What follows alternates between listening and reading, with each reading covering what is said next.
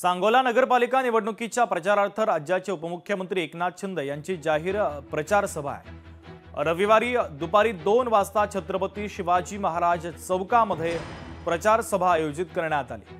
माजी आमदार शहाजी बापू पाटील यांनी या संदर्भात माहिती दिली।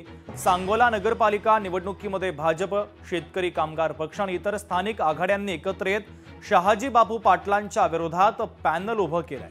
त्यामुळे उद्या होणाऱ्या सभेत उपमुख्यमंत्री एकनाथ शिंदे आणि शहाजी बापू पाटील काय बोलणार याकडे राजकीय वर्तुळाचं लक्ष असेल। उद्या या शिवसेनेचे पक्षप्रमुख आणि महाराष्ट्र राज्याचे उपमुख्यमंत्री, जनसामान्यांचे नेते आदरणीय एकनाथजी शिंदे साहेब प्रचाराचा नारळ फोडण्यासाठी सांगोल्यात येत आहेत। हा आमच्या प्रचाराचा उद्या शुभारंभ होत आहे। लोकशाही मराठी ऐका, पहा, जागरूक रहा।